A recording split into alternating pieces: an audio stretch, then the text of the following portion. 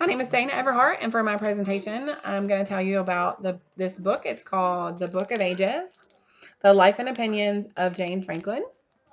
It's written by Jill Lepore, who was an historian who went to Harvard. We just recently did an essay about Benjamin Franklin and read some of his autobiography. So this goes hand in hand with some of the stuff we're already learning about. Jane Franklin was Benjamin Franklin's younger sister. They were very close and wrote letters to each other throughout most of their lives. This book is based on those letters and her life. Benjamin wrote more letters to her than anyone else in his lifetime. Most of his letters survived, but hers did not. She had no formal schooling, and often in her letters included an apology for her terrible writing. The book is hard to read because the author includes actual language from the letters as they were written. There's an example in the handout. I'll show you just how grammatically incorrect it is and how hard it was to follow sometimes. Back then, like most of the women we have read about, they had a hard time finding time to write, and their voices weren't considered important. It was actually very rare that a woman knew how to read and write. Um, Women weren't allowed to go to school. They weren't allowed any training. Jane Franklin trained herself to read and to write, and that it was very rare. So an interesting quote from the book was something that they believed back then was a taste for books could ruin a girl. When she grew up, she would make a poor housewife. So that was the most important thing was that you be a housewife, and they did not like to educate women at all. Um, when she was 15, she got married to a man named Edward Meekum. He was a gambler, and he spent a lot of his time in debtor's prison. Um, so the book describes him as a colorless individual, poor in health and in pocket. His major contribution to the family was that he fathered 12 children. So Jane was pregnant or nursing for 24 years of her life. She outlived all but one of her children. Only 3 of the 12 lived to be 33 or older.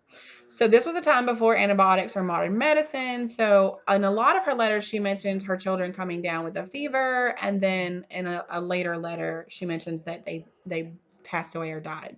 So she had 12 children, and she buried 11 of them. Only one of them lived to outlive her. So she faced a tremendous amount of loss, a tremendous amount of heartache and pain in her lifetime, and a lot of times the other children that the children that made it to be in adults past the age of 33, they would have children and die shortly after, leaving Jane to raise those children. So this even happened to Jane one time when she was 70 years old, and her granddaughter died and left her 4 children to raise.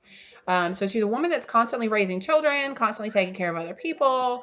And she lived with her close to her parents, and she also took care of her parents, and she took care of her mother and father until they died. So she was just a very selfless woman, and I think it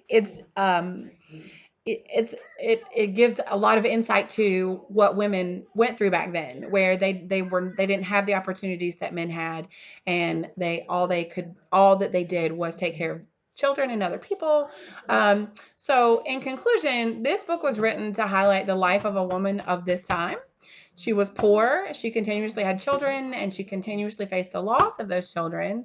She was not really an extraordinary woman. She was very typical of this time. She was intelligent, and she cared for her family selflessly. But the reason we're talking about her is because she's Benjamin Franklin's sister, and that's why her letters were saved. Also, what's interesting is that Benjamin Franklin wrote an autobiography about his family, but he did not mention her at all. So she sort of gets overlooked. So this book and these letters give a voice to the voiceless women of this time. So that's why it's important. If anybody has any questions about Jane Franklin or um, anything I can answer for you, just ask me. Thanks.